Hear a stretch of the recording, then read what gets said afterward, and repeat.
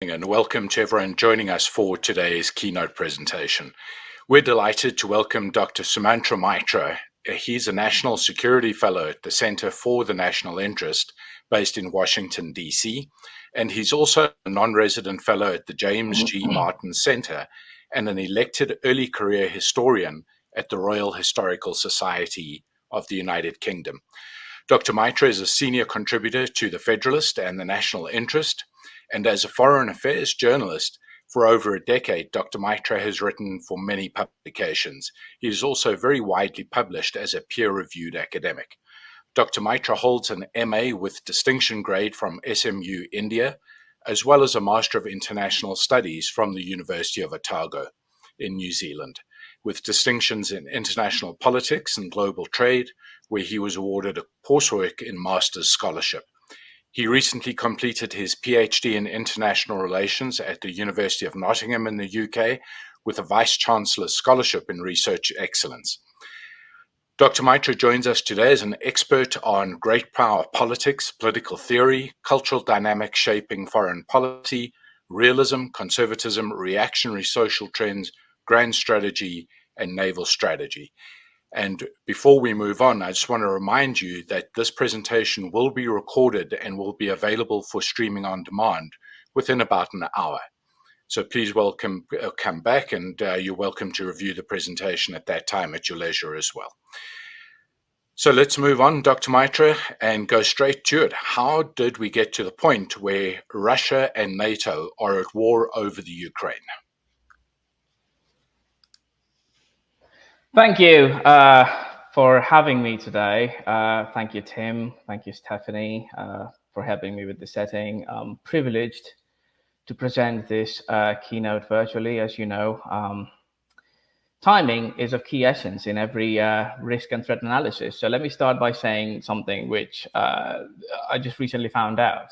One of my research papers that I wrote last year got accepted after peer review.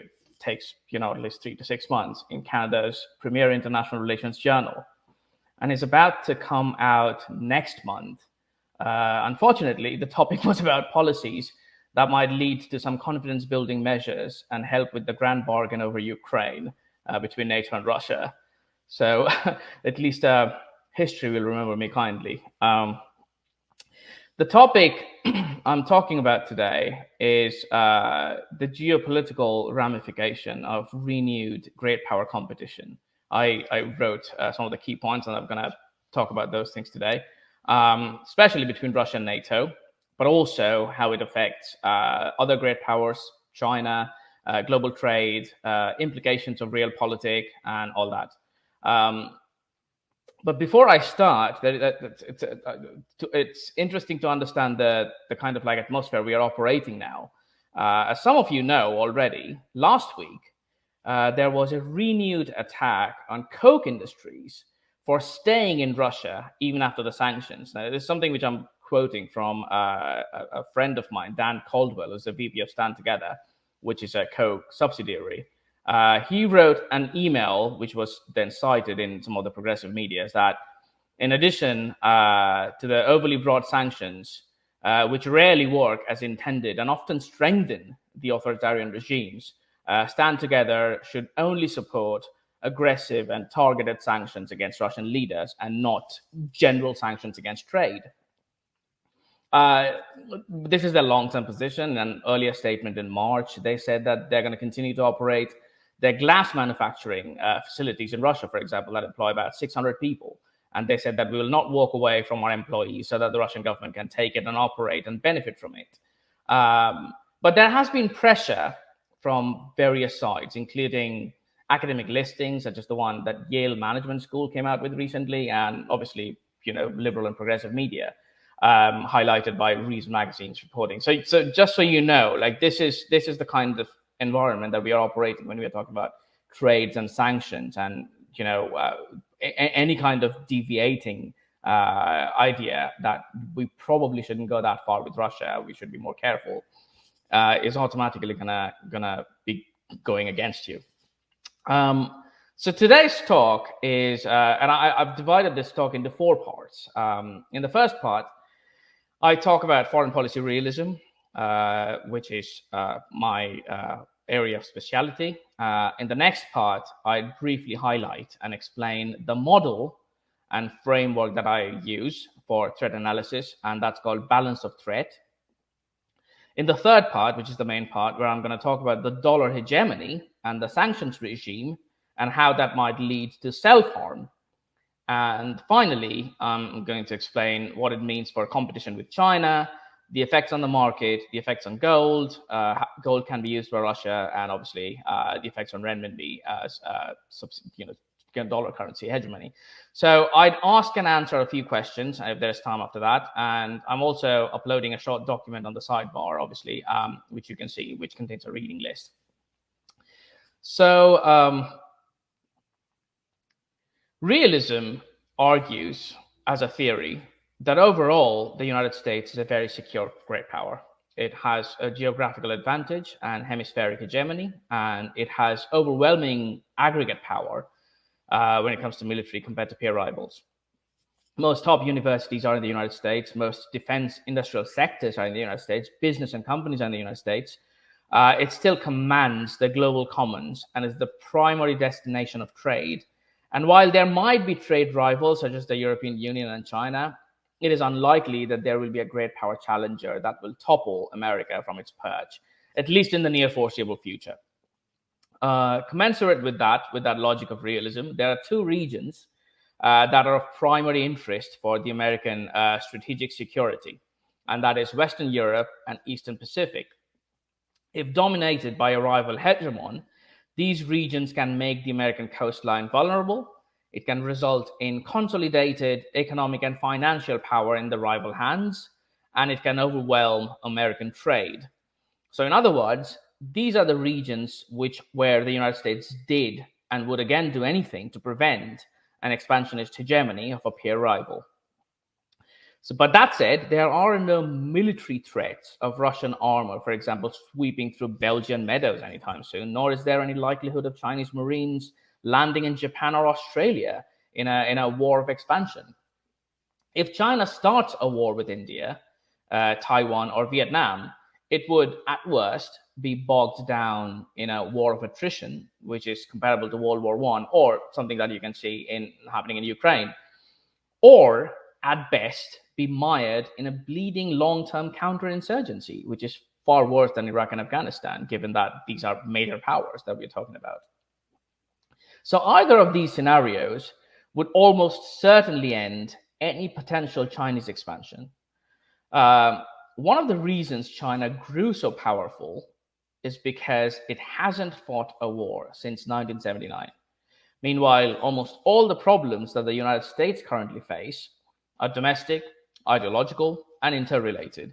Primary among them, unsustainable hegemony, overexpenditure of European defense, and overuse of a weaponized dollar. So in order to understand the threat analysis, I've often used a balance of threat theory, which is a realist theory, a sub-theory of realism, essentially, which complements and modifies the fundamental assumption of the balance of power theory. Balance of power theory is a generic theory, like power balances against each other, right? I mean, it cannot be used for predictions or modeling sequences. So it can be used to predict states attempting to prevent, for example, a potential hegemon by balancing against it. While the balance of power theory suggests that states just balance against power and therefore respond to changes in the distribution of capabilities, this model is more advanced. It suggests that the states balance against threats, following some of the key factors and variables such as aggregate power, geographical proximity, offensive military power, offensive intentions. These are the variables in their permutation and combination which affect state behavior.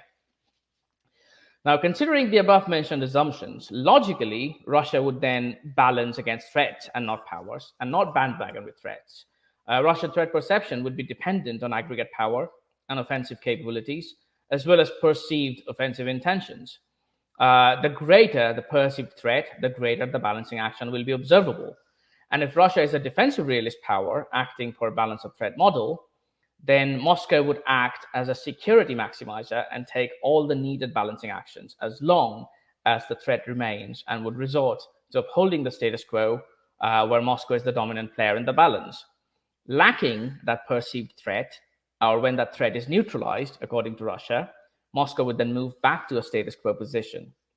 Moscow would not take advantage and press on with any balancing or aggression as long as it is satisfied that the perceived threat is neutralized. Now, using that model, in 2019, I wrote a paper where I used balance of threat model and predicted the following, and I quote, from the evidence observed, I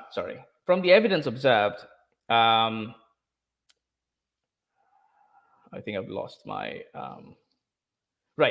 from the evidence observed, the Russian military elite, as well as the civilian leadership, were always opposed to NATO territorial enlargement. However, the prospect was not taken seriously in the initial days after the Soviet collapse and was considered implausible even during the early years of the Yeltsin administration. Each of the subsequent instances of NATO enlargement resulted in a Russian reaction, even when the reaction was varied. But the evidence that any and every NATO enlargement per se resulted in Russian revanchism is sparse. In reality, Moscow is quite agnostic and pragmatic about NATO's relative power superiority. The Kremlin is also aware of Russia's lack of sway in the European balance. The only instances one can expect Moscow to lash out are when direct strategic interests are threatened, as has been observed in Georgia and Ukraine. This was in 2019 that I wrote. The traditional balancers of Europe, the Anglo-Americans, can therefore debate on whether, one, the European integration would eventually come at a stop, given that there will be logically limits to enlargement, and second, if Europe will ever be able to take the security burden and to balance Moscow as an independent actor. Third, how to eventually find a place of coexistence with Moscow in the European security architecture, or if that is even possible. At the end of the day, whether to compromise with Moscow and let Russia have our own sphere of influence in parts of Europe where there are already established Russian bases or interests, or to push Moscow out and risk a localized proxy war of attrition is a policy question. Now, obviously, we can see that one, Russia did indeed act as balance of threat model predicted, and two, the Anglo-American decision was not one of compromise and status quo, but one of rollback and proxy war. So that brings to the next part of this conversation, and I'd like to talk about how and what policies were implemented, especially the sanctions regime and the reactions to it.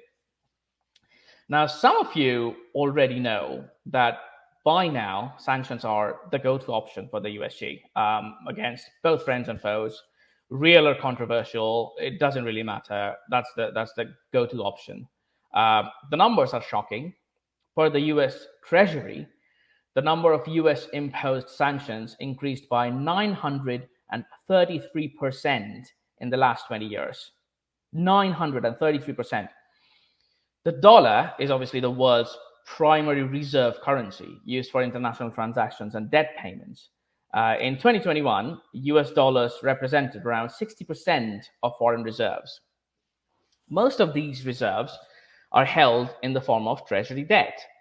Most international trade is conducted with dollars, and notably, the dollar is the principal currency used in energy trading across the world.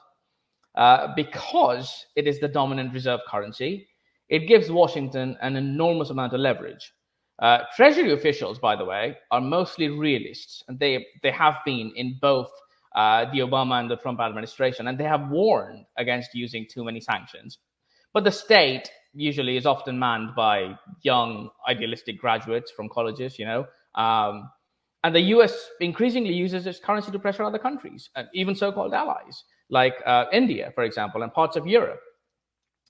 The pressure on Russia now is almost, in the words of Bruno Le Maire, the French econ minister, an all-out economic and financial war. In 19th century terms, we are pretty much blocking and starving Russia. The Russian stock market has been shuttered since the invasion. Russian companies with shares listed abroad has seen their equity values wiped out. Russian ruble has plunged and turned unreliable. Because the US can freely regulate commerce with the dollar, foreign powers are finding out the limits of interdependence and independence. Intertwined globalization has meant that there are only a handful of choke points, which are all controlled by the United States and its close European allies.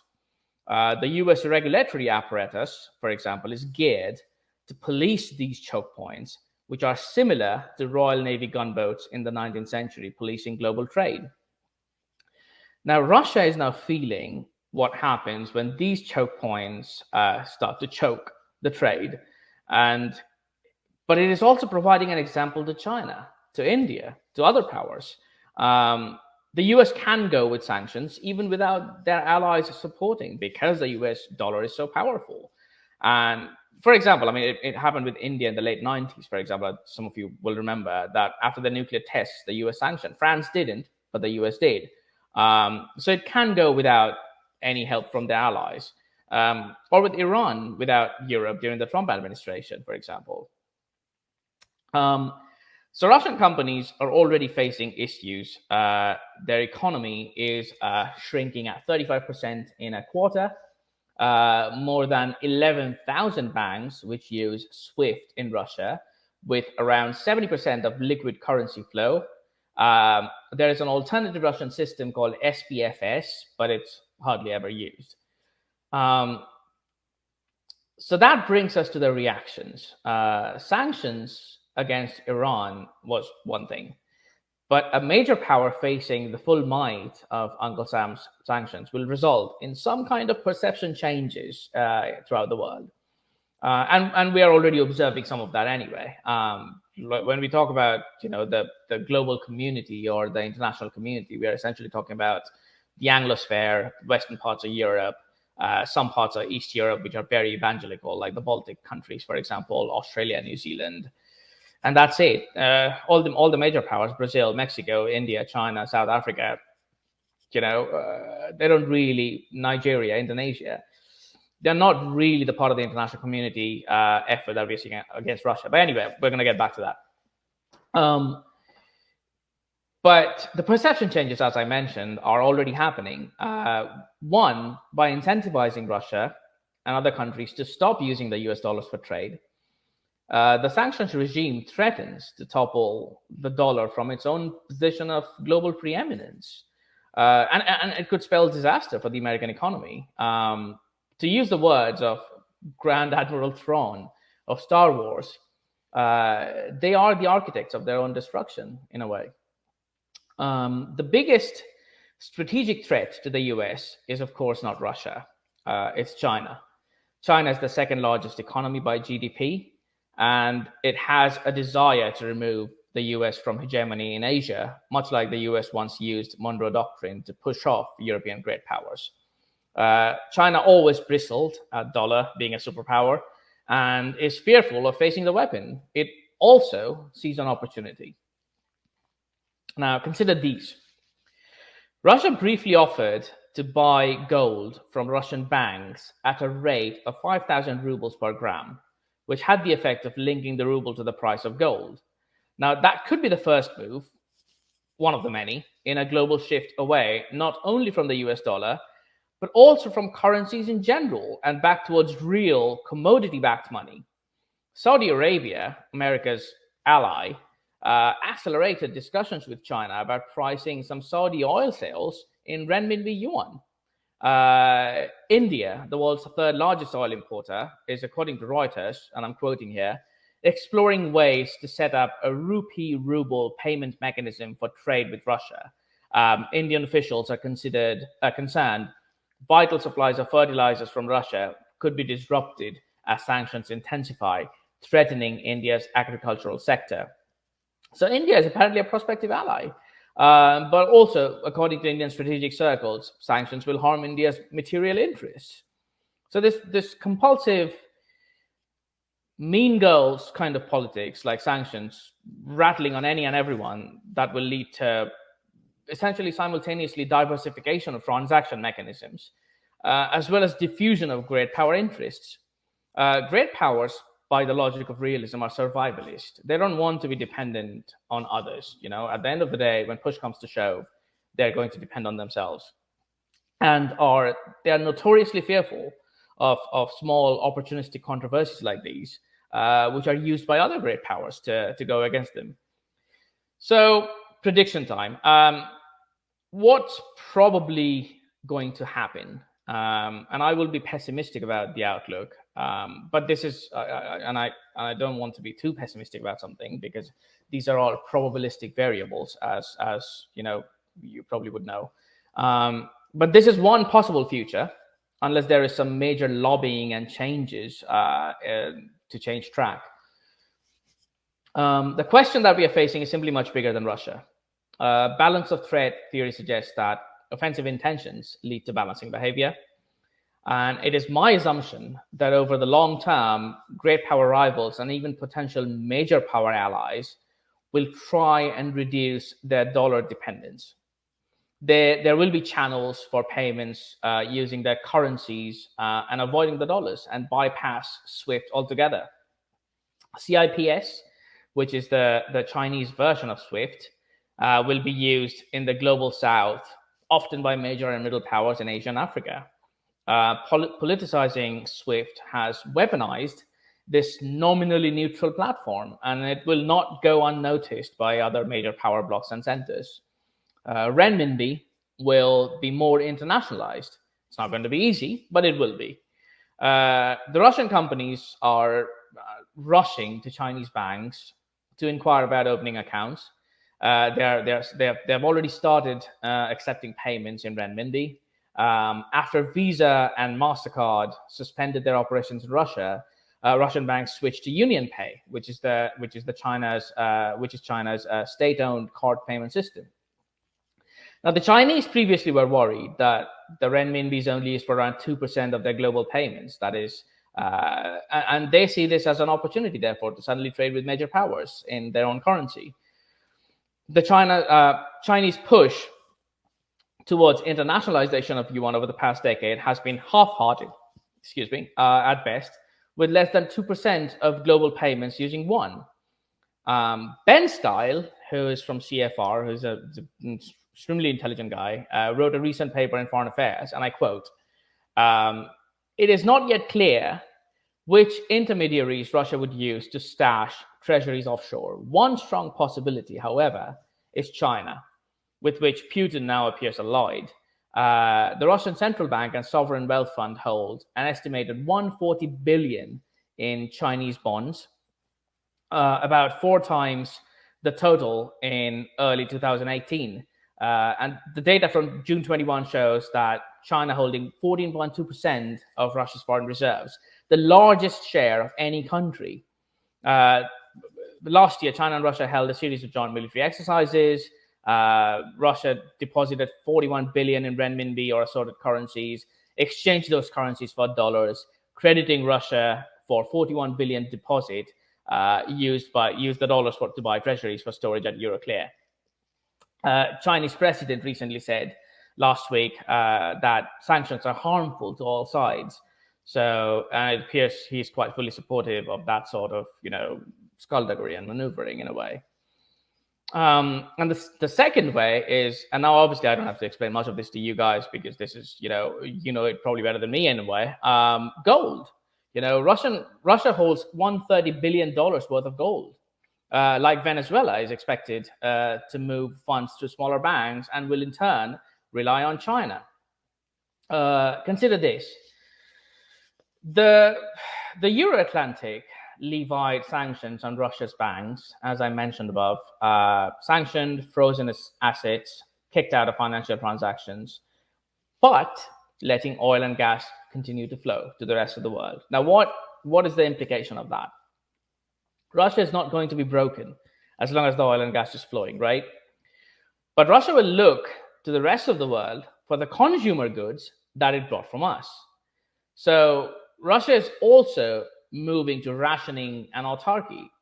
So the only consumer goods sanctions, it will not affect them existentially. Much of Russia's food, obviously, is produced locally. But around 120 billion or so sits in Russian vaults in the form of monetary gold that Russia can exchange through shadow markets or gold glut powers, which are aligned to Russia on sanctions, including China and American ally India. Russian central bank expected a conflict, so they have been stocking up on gold purchases. Gold obviously cannot be seized. It's a movable asset. It cannot be tracked, not seized without an invasion, what I meant. It's a movable asset. It cannot be tracked as well as currency. Using gold is the last measure, obviously, but it's also last lifeline. Consider Venezuela, which I always, kind of give an example for. In 2011, trading with Iran in gold. The most important buyer, obviously, is China.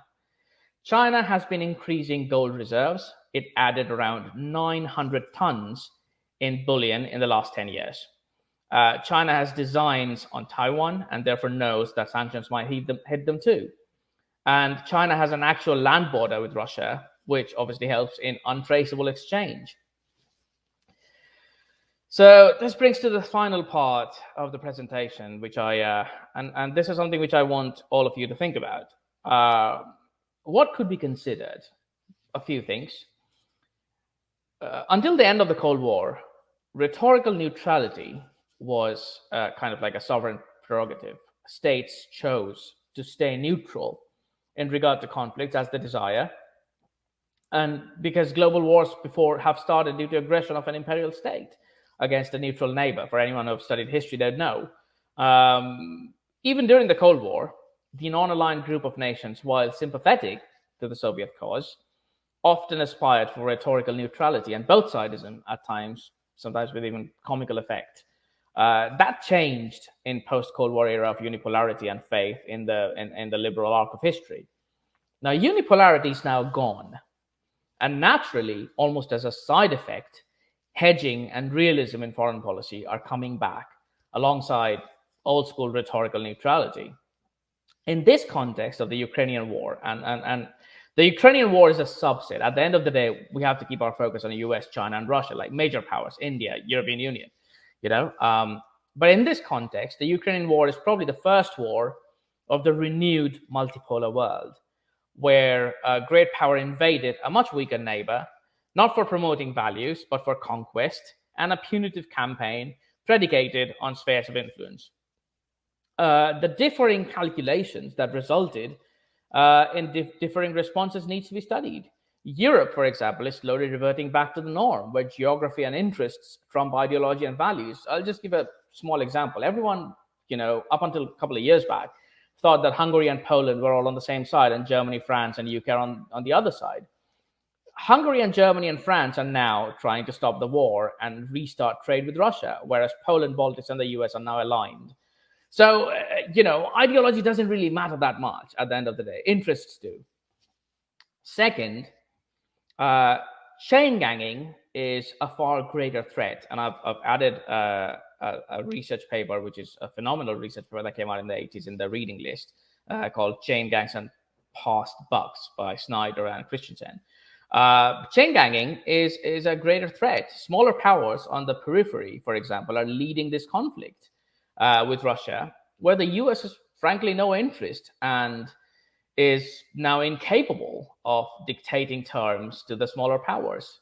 That needs to change. The US needs to act as a hegemon and act according to its own interest, rather than being swayed by, for example, Poland and Baltics, just to give one example.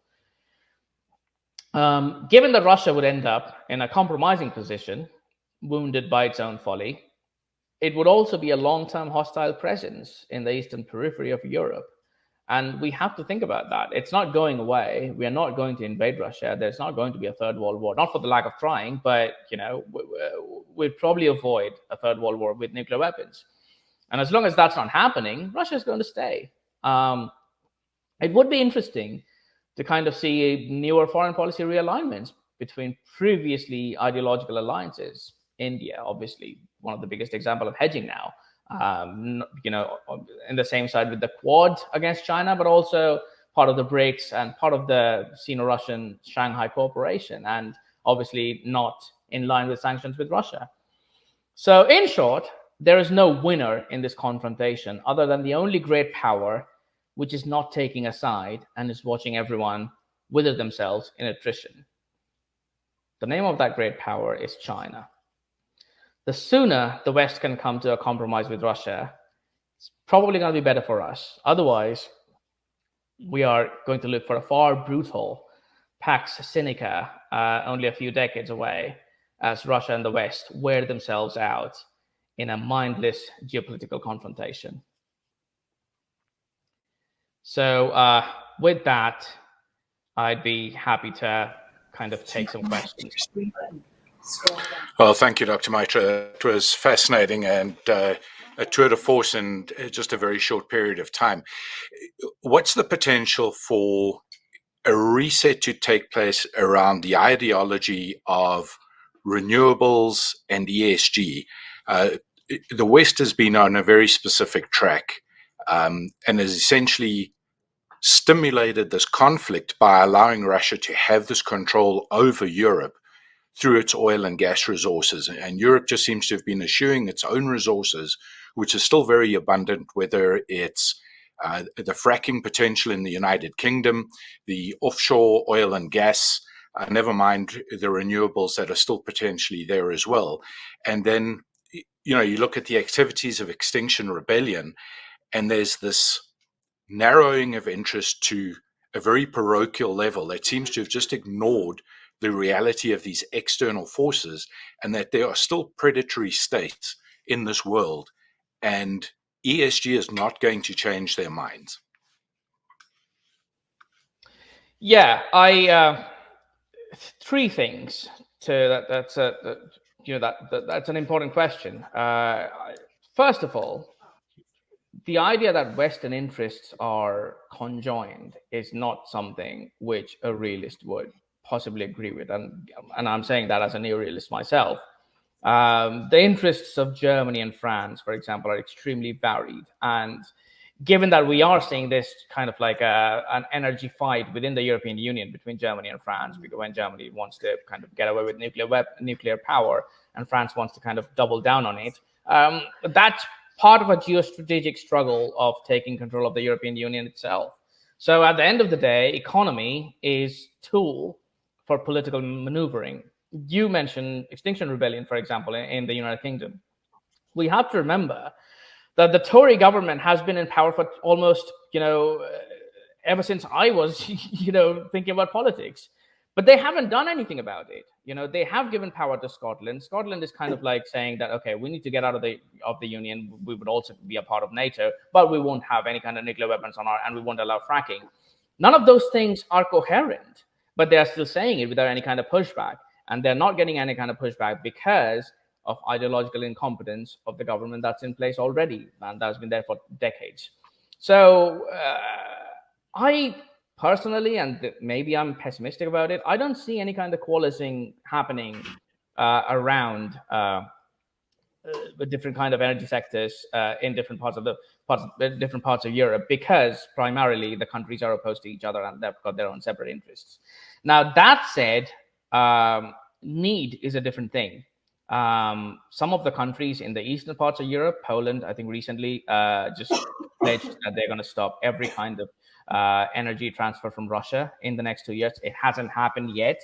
I don't know if it's going to happen, but there is a possibility that some of the Eastern European countries are probably going to rely on the United States, for example.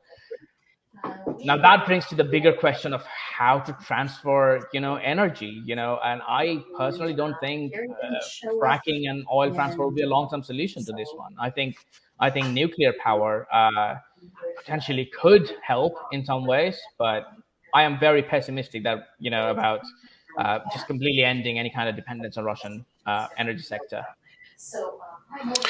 Is there not the potential that after a few cycles of decreasing industrial production, high consumer costs for energy, that Germany may just restart those nuclear plants? France says we're not going to get rid of all our nuclear dependence that we've had, and the United Kingdom says let's frack. We've got these amazing resources, and essentially start abandoning what the COP26 has tried to mandate. Yeah. If I were to bet, I would probably bet on the UK government starting fracking compared to, say, Germany starting nuclear plants. The reason is you have to think about German grand strategy in the past, ever since post-Cold War, or even like during the Cold War. It has been a strategy of buck passing, what we call in international relations terminology. They don't want to take the burden of decisions, and that's a carefully. I mean, credit to them. Like, they are kind of realism. Why would they, take the burden when others are doing their job for them? So again, the nuclear plants were not closed during the SPD government; they were closed during the Merkel government, and she's apparently a conservative leader. So I don't see that being restarted. I don't think the Green Party base in Germany, which is a major, ascending power, German youth is very different from the French youth, for example. They're going in very different directions. So I don't think the Germans are kind of ready to restart the nuclear plants. I don't think they have got the political potential, the political framework or rhetoric that's needed to do that. I could see the UK restarting fracking, but not until they solve the Scotland issue for good, because devolution has it's been a thorn on the side of British energy policy. Sure. And obviously, global trade is now going to undergo massive change. Probably the last 30 or 40 years, we've been obsessed with just-in-time supply chains, bringing the Chinese factories, at least in a time sphere, very close to the American and European consumer. And now we've moved to the new catchphrase is just in case. So lots of stockpiling, lots of growth in inventory, and a focus on the raw commodities. An example of this is Elon Musk saying that Tesla is going to consider owning its own nickel mines in order to secure its production. We've seen a lot of the Chinese and Russian mining companies over the years move into Africa, where the Western companies have been displaced by green activism and have essentially taken those minerals off the public market, and we've lost that open pricing. Is this going to fundamentally disrupt the global supply chain and perhaps, again, am I being too optimistic, stimulate more national production within Europe, the United States, Canada, and Australia, for example? I definitely think Australia is a frontline state to restart its own production. I am not particularly optimistic about Canada, for all the known reasons. And you mentioned Africa. One of my PhD colleagues was from Zambia, and they have a lot of underground revulsion of Chinese control over their industries, and that is not, if what you mentioned is right, there will be more bifurcation and more block formations in Africa. But I am not sure that that's all going to go the way the Chinese want. For example, the simple reason is during the Cold War, when the majority of the companies were Western, mining companies were Western, the underground movements that kind of toppled them off their perch were funded by the Soviet Union, as you remember. The roles are reversed now. And because great power politics is essentially stabbing the other great power in the back, the moment China and Russia are going to try and kind of consolidate their power in Africa, in the mining industries in Africa, we are going to stab them in the back. We are going to fund insurgencies and all that kind of problems, which are going to be a thorn on their side. So that's one thing. The second thing is supply chains. The reason Russia is facing this much amount of consumer goods glut because of the sanctions are the kind of things that we are going to face in a potential, unlikely, but potential war in Asia. Because at that point of time, we are going to be the recipient of some of the goods that come from Indonesia, from Vietnam, from Taiwan, from India, from China, from Philippines. those are going to be destabilized. I don't think we have the capability, at least yet, to kind of like an emergency reshuffle that needs to be done whenever there is a glut in the United States or in the UK. I don't think we have reached that amount of capability. We need to, I agree with you. But whether that's going to happen, again, it's a policy question. There's a lot of political opposition because a lot of people in DC and London still think that it's 1992 and the interoperability and supply chains are going to stay exactly the same. I think there will be a system shock before they realize that we need to bring some of them back. And if we look back in history, one of the reasons Britain declined so quickly is that commodities became redenominated in US dollars. Yes. And the United States was very successful in shifting trade volumes and pricing formation, at least to New York to start with, and then just really concentrated the capital markets in the United States. Are we at risk of, within a shorter times period than took place between the US and Britain, of seeing a redenomination of key commodities into Renminbi? Yes, I think not anytime soon. We also have to understand that one of the reasons the Chinese don't want to have the renminbi as the reserve currency is because then they have to show what their actual value is. So yes, they are kind of like in a dilemma in a way. They want to kind of control the value and the global, they kind of want to be in the position that the dollar is in, but also they don't want to show their own back pocket in a way. So yes, the threat, which I mentioned and as you absolutely rightly pointed out, is the dollar hegemony declining, and that is a threat. I am more worried about cryptocurrency or commodity-based trading or gold-based trading than China taking its position. But make no mistake, the Chinese are trying to use this to their advantage.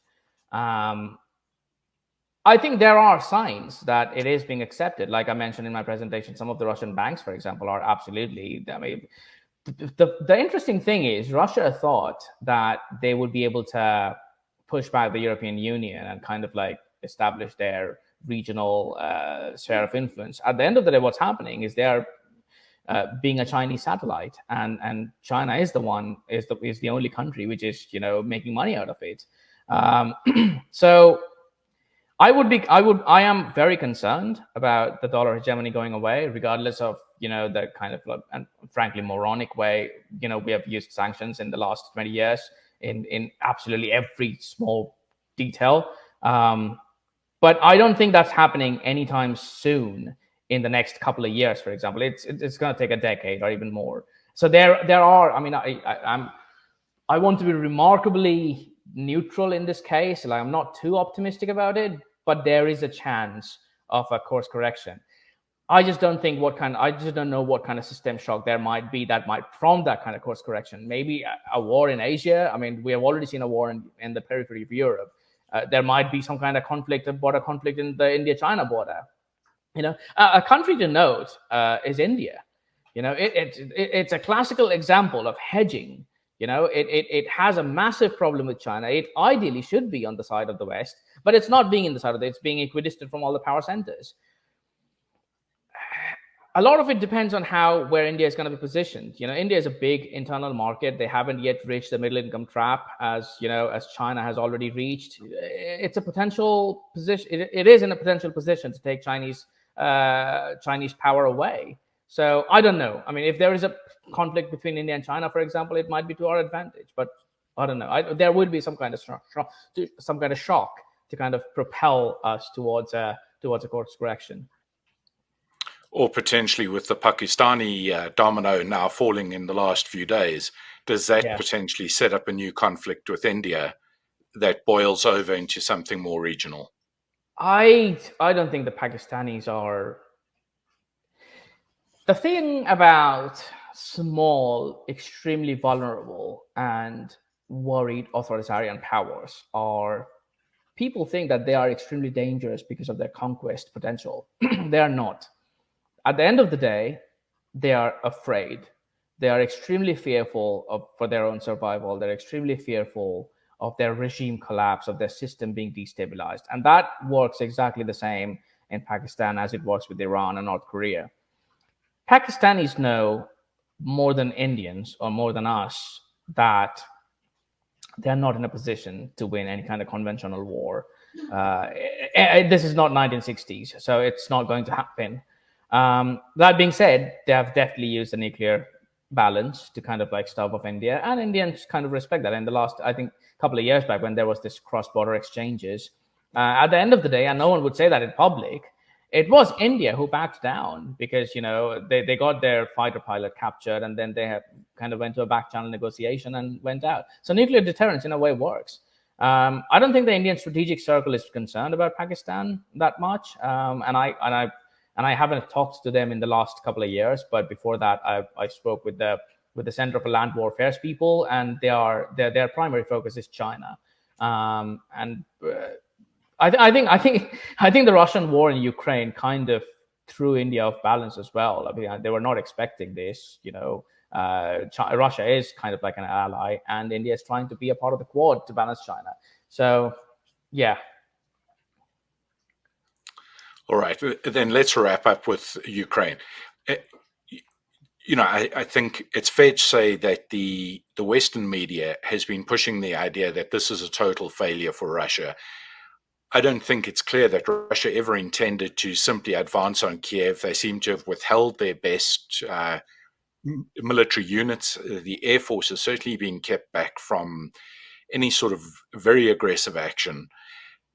So what is the end game there? To simply secure the eastern regions of Ukraine and make sure that the Black Sea warm water ports are secure in perpetuity, and then they'll stop their action?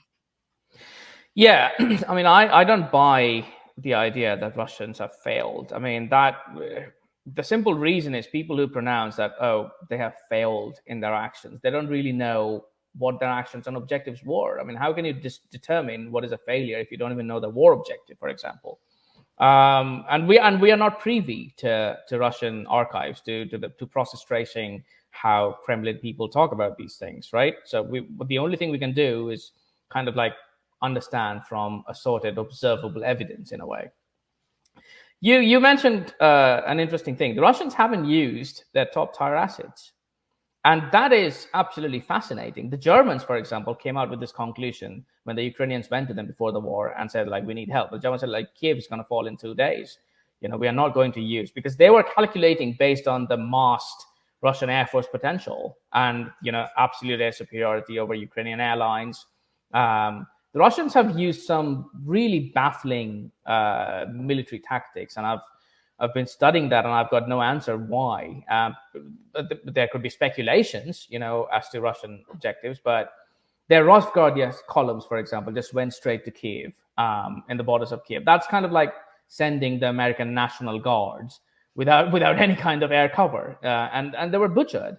The Russians didn't use their navy. They're lined up outside Odessa. They've been bombarding, but they haven't landed. They haven't had their marine landings or anything of that sort. I think the end game in Ukraine, which is the only way now it's possible, because we are not going to be Gandalf the Grey coming from over the hill. We are not going to help them, and we are not going to go to war with Russia, and Russians are not capable of conquering the entirety of Ukraine, at least with the force projection that they have now, without putting a lot more soldiers, and I don't think they have the money or the capability to do that. I think the end game would be a compromise. Now, there were 3 major Russian strategic objectives. One, to secure the eastern frontiers of Ukraine as a buffer between Russia and NATO, because they know that once they've pulled the trigger, Ukraine is going to be part of the European Union. So they're not going to stop that. So they wanted to have kind of like a buffer in the eastern parts, in Donbass and all those places. They have got the military supply chains, which comes from those places. The industrial complexes in the borders. So that was one objective. The second objective was NATO neutrality. I think that is that. I mean, they are still sticking with that as their demand. So one can speculate that that is probably the only major demand that Russia has is Ukraine shouldn't be a part of NATO, and the war will continue to go on as long as Ukraine tries to be a part of NATO. And the third is to have kind of like the sea chains, the sea lines. The latest map that I saw yesterday from the Institute of Study of War is the Russians are in control of the southeastern border from the Kharkiv axis, go down to Donetsk and Luhansk, and the entirety of the Black Sea coast except Odessa, which is in the north. Again, the baffling thing about this is if you and I were planning a Russian operation, usually what we would logically think is to cut off the Western supply chains first and then kind of like box the Ukrainians in. They didn't do that. I don't know why. Maybe they were speculating that there would be a broader war, so they were like keeping their assets back. Maybe they were just overconfident because they didn't know that they thought the Ukrainians would fall. We don't know. We are not privy to their talking points, but we can speculate that they have failed in their blitz and regime change and denazification and all that lofty rhetoric that they used before. So what they're now trying to do is kind of like cut off the eastern and the southern parts of Ukraine and try and stop Ukraine from being a part of NATO. In that narrow definition of the word, I think they have succeeded. I think the Russians have kind of achieved their strategic objective. Ukraine is not going to be a part of NATO. There will be a buffer between Ukraine is not going to reconquer Donetsk and Luhansk, at least not very unlikely. So I don't know why people think that Russians have failed, depending on what they say that they have failed. I think they have achieved at least majority of their strategic objective.